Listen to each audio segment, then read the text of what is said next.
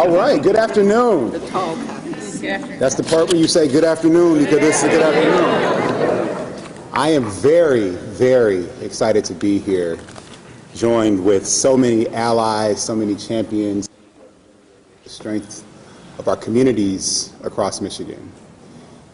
And furthermore, I'm really excited to be here alongside my partner in public service, our Governor Whitmer, alongside Senate Majority Leader Brinks, and alongside the Speaker of the Michigan House, Tate.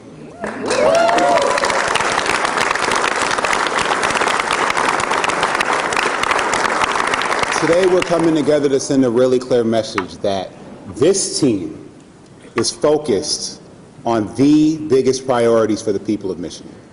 And the number one priority for our people, the number one challenge that people are facing, is the fact that things are so expensive, the fact that costs are so high. We think about the people who we serve, like Stacy, a mom from Allegan. She's a single mother, she has 3 children, she works hard to keep hers and her family's head above water, but she's grappling with the rising costs of these essential items, of groceries, of medicine, of things that her kids and she needs. Michiganders like her are really putting items literally back on the shelf at the grocery store, or deferring their dreams of pursuing higher education. We have a responsibility to provide relief from rising costs and to help the people of the state of Michigan keep the money that they earn in their pockets where it belongs. When we take the actions that have been introduced in the Michigan legislature of rolling back the tax on retirement income for our retirees living on fixed incomes, this will save 500,000 Michiganders an average of at least $1,000 in real money. By boosting the working families tax credit here in Michigan, we will deliver on average at least $3,000 to 700,000 households in Michigan, lifting tens of thousands of them out of working poverty, and directly benefit with this same policy half of the children in the state of Michigan. Now, those numbers matter. Those numbers represent quality of life for a lot of people, but this is way bigger than the numbers. This legislation is about making a real difference, which is what we all were elected to do. This is going to help that ensure those seniors and retirees living on fixed incomes don't have to choose between getting prescriptions or getting food.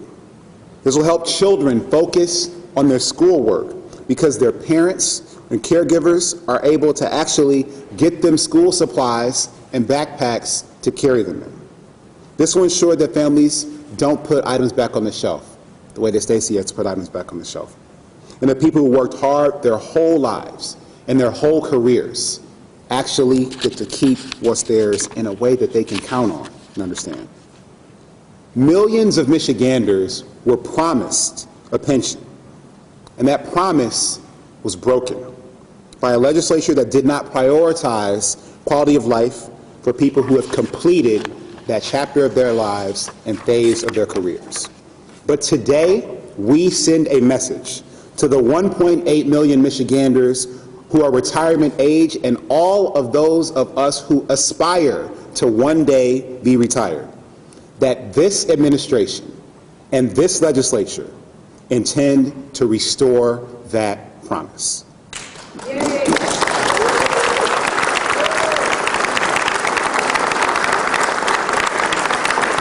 So I look forward to working with my legislative colleagues. I look forward to working with everyone who's interested in moving that goal forward and delivering it for the people of the state of Michigan. And with that, I'd like to bring to the microphone the Senate Majority Leader, Brinks.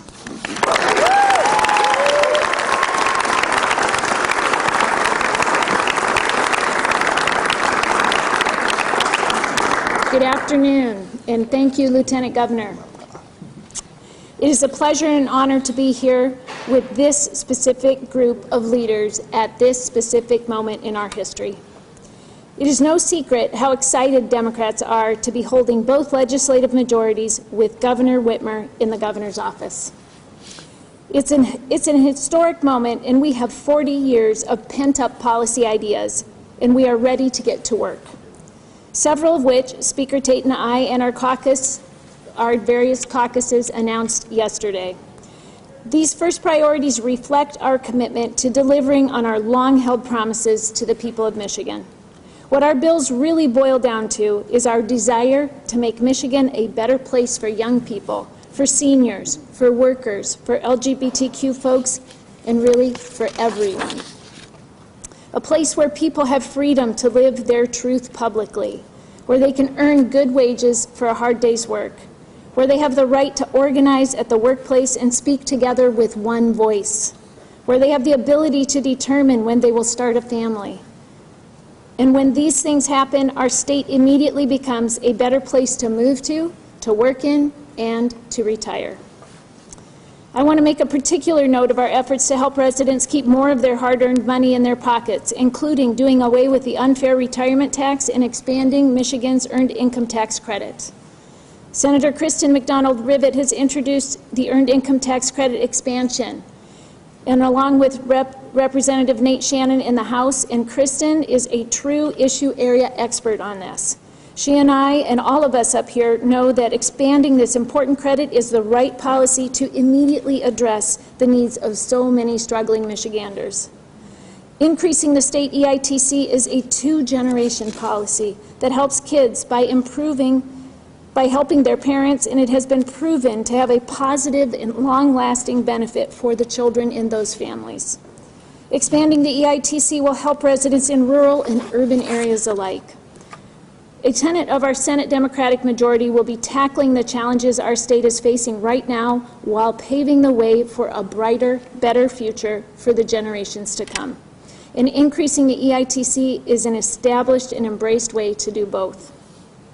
After many weeks of speculation about what kind of leaders the new majority will be, we want to make it very clear today.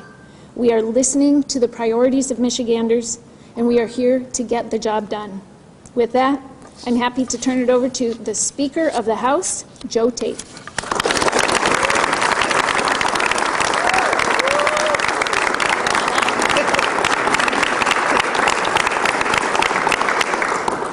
And thank you, Majority Leader Brinks. And first off, I want to thank my caucus members from House Democrats, in particular Representative Whitmer and Representative Shannon, for their work and leadership in this space. Also would like to thank as well the Lieutenant Governor and the Governor. There have been no secrets or surprises in terms of what House Democrats have wanted in terms of priorities, listening to the people. We want to support policies that support Michigan families. We want to protect the rights of people, ensure workers are valued, protect and invest in the future, and promote safe and strong communities. Increased costs hit those on the fixed income the hardest. The states should not rely on retirees to bear the cost of government. And House Democrats are committed to making good on our promises, to deliver meaningful relief to Michiganders, and that starts with the repeal of the retirement tax and increased tax credits for our hard-working families. House Democrats are ready to get to work and work with our partners, with Majority Leader Brinks and the Senate Dems, as well as the Lieutenant Governor and the Governor. We're excited to get to work and keep our promise. And without further ado, Governor Whitmer.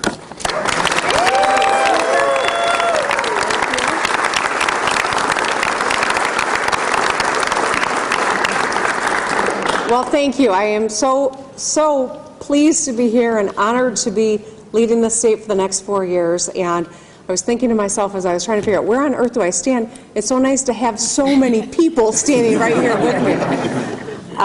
So for those of you I stood in front of, I apologize, but I'm so incredibly grateful, and I'm excited about the work that we are going to do this term.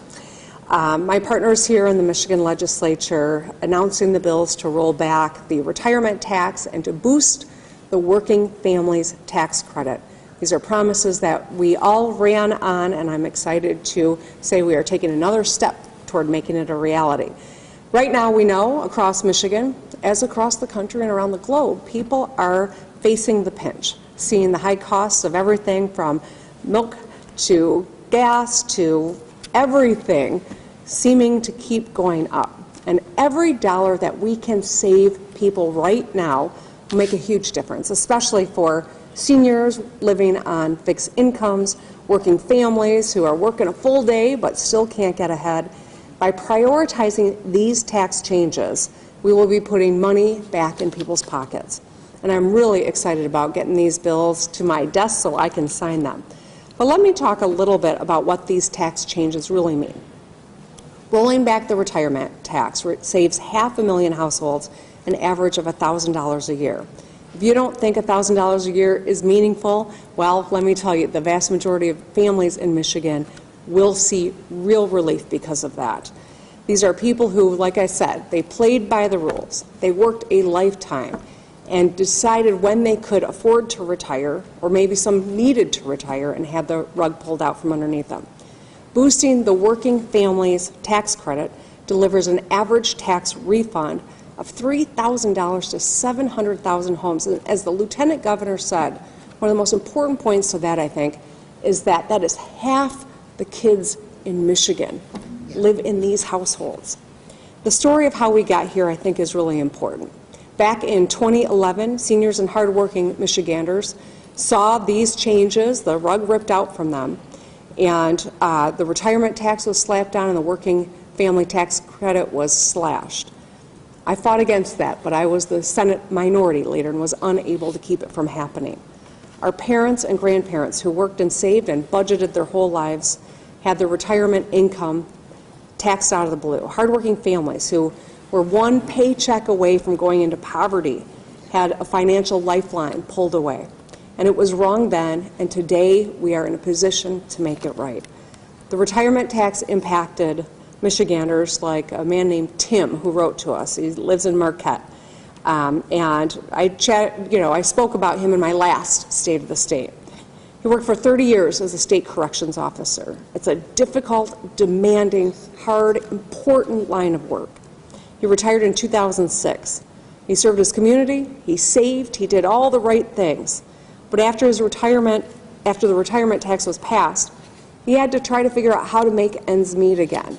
A senior who had to go back to work and figure out how to pay the bills.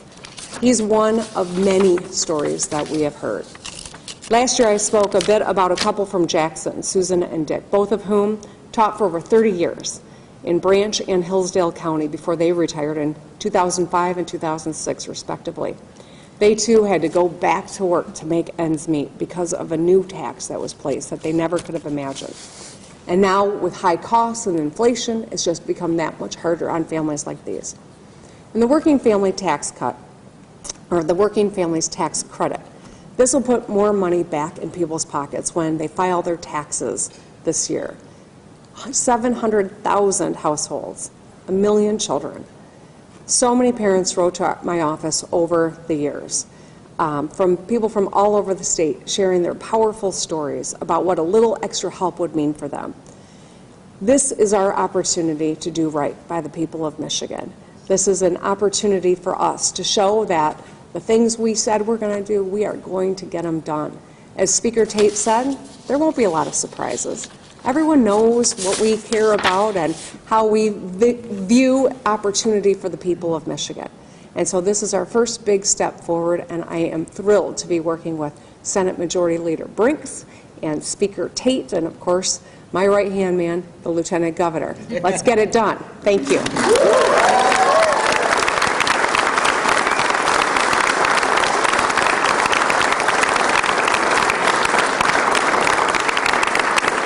All right, so Bobby has said we can open it up for a few questions. Obviously, you've got the two legislative leaders, the Lieutenant Governor and myself. So, Eric, why don't you kick us off? Thank you. Yesterday we heard from Leader Hall. His first complaint about this plan was, especially the retirement tax, is only for public pensions. And a lot of seniors hearing the retirement tax going to be repealed will be surprised to find out they don't qualify. Why isn't it being expanded to everyone? Well, the legislation is not on my desk yet, and so there are a lot of things that are going to happen between now and when we get there. I will tell you, I just left a quadrant meeting with all 4 leaders. I'm glad that both Minority Leader Hall and Minority Leader Nesbitt joined us. We had a good conversation. It was very broad strokes, foundation building, getting to know one another. But I think that the promise that we're going to repeal this new tax that was such a hardship on so many is the first step. And so I anticipate that you've seen bills, there are variations that have been introduced in each chamber. There will be a lot of negotiation and a lot of steps along the way, and certainly that conversation will continue. But So Governor, are you willing to expand it to include more retirees? I think hello, Mr. Skubik. I'm glad to see you. Thank you for just volunteering before I acknowledged you. Not surprised. I'm just teasing you, Tim. No, what I just said is this. Listen, this is a process. The first moment of the process has begun. The legislature has introduced the bills. We are all focused on making sure that we help people who are struggling right now. And my goal has always been, from 2011 when I fought the former administration and all the Republicans who were leading in the legislature at the time, was repeal that act. So that is the baseline. Where we go from here there will be a lot of negotiation, and we will see what the final bill looks like when it gets to my desk. But I said we were going to pursue this. Everyone up here wants to give people relief, and that's what we're focused on. Governor Whitmer, Yeah. one of the biggest grievances of initiatives last year that were introduced past the EITC was that it needed to be passed last year to take effect for this tax year. Does the EITC change this year account for that? Will this be retroactive and follow up if you have the numbers? The plan as it stands right now, how much are we thinking that this could cost? So as I mentioned in my remarks, we know that giving people additional support who are working, playing by the rules, and raising families and can't get ahead is our primary concern. So increasing the working family tax credit is an important way that we can get more money in people's pockets. I would be happy to have SBO follow up with you in terms of what that means in terms of the state budget. But I'll say this. For the last 4 years, we wrote and got budgets done on time. It wasn't always easy. We had a lot of things to navigate with the last legislature, but we did it. We also paid down $14 billion of state debt. We amassed a record rainy day fund, and in the midst of all the crises we had to confront, we got our credit rating upgraded and all of that. So we are in a strong financial position in order to be responsible and to make the investments we need to improve the quality of people's lives, and to give these strategic ways to help people who are struggling right now some breathing room in their budgets, and that's what this is all about. Governor, would you consider then applying this EITC credit expansion to tax year 2022? And you advocated for, raising it from 6% to 20%, which is the House Committee's plan this year. The Democrat plan is 30%. Which plan do you like more? Do you like more? And would you consider this? I'm not going to pick my favorite child today. I'll tell you this. We are at the beginning. There's going to be a lot of negotiation.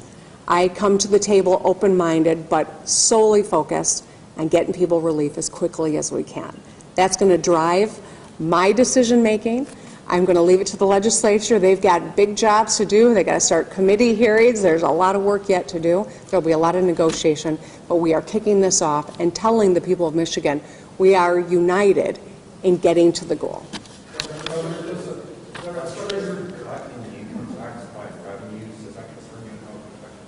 The House Fiscal Agency said today they expect the 2022 revenues are going to trigger a reduction in income tax of 4.05% for the 23 tax year. That's this year. It's premature to say that, actually, because we haven't even closed the books from last year. So there's a lot of work that has yet to be done. The last legislature didn't finish their job, but this one is going to get it done and get it done right. I'm not going to speculate on what may or may not happen yet, Paul. We got to do the work that the last guys left unfinished.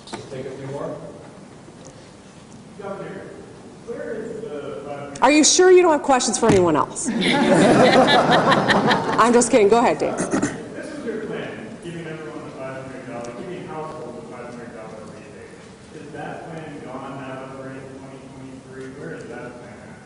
Well, as you'll recall, during, when we were having those discussions, mid last year to going into the fall, I had a legislature who said they wanted to give people relief, but kept sending me gimmicks that wouldn't have even gone into, they still wouldn't have gone into effect.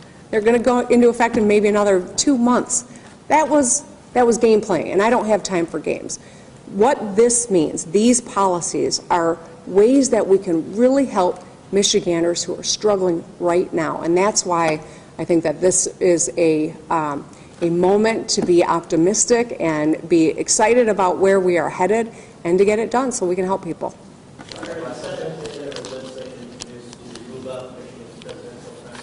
How fast does that have to move in your opinion?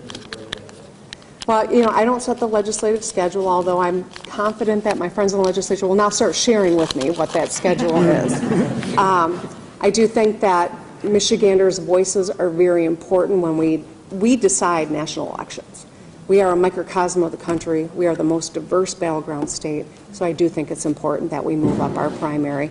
I know that the Senate Majority Leader and the Speaker are having conversations with the minority leaders in each of their chambers, and I'm hopeful that we can move things along, but I'm not going to set a timeline. All right, thank you, Governor. All right, thank you, everybody.